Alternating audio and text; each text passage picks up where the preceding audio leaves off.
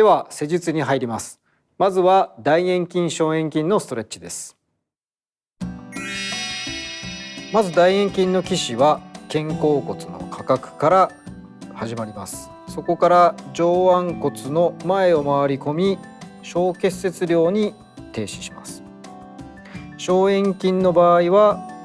肩甲骨の外側縁、ここから上腕骨の後ろ側を通り大結節というところにくっつきます。2つの筋肉は似たような位置関係ですけれども、作用としてはある程度異なっていて、大円筋の場合は内旋、肩の内旋、内転、伸転という作用ですし、小円筋は上腕骨の後ろ側を走行しているので外旋という作用をします。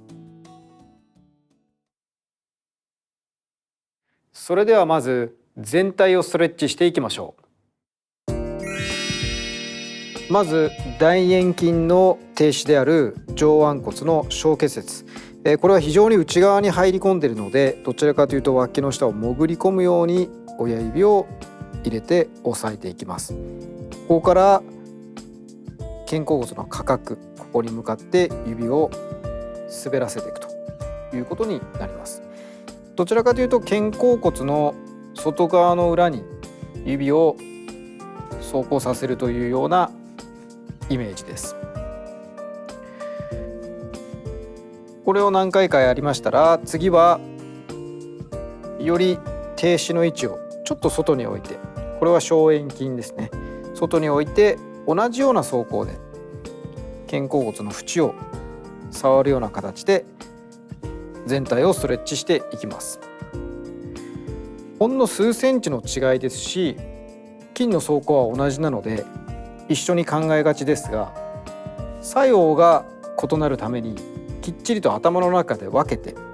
触る必要性があります。次に局所をストレッチしていきましょ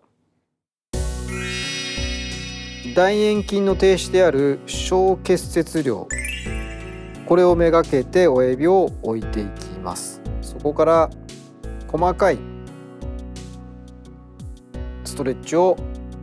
肩甲骨下角の基支部まで移動させていきます。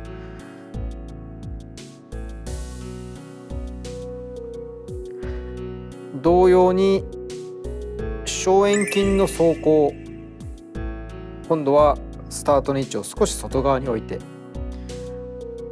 そしてこれは肩甲骨の外側縁を沿うようにしていきます。日頃腕を下ろしている私たちはこの筋肉が非常に固まっていることが多いので、これを施術していくことにより徐々にこの長さが伸びていくことに、特に反対と比べたりすると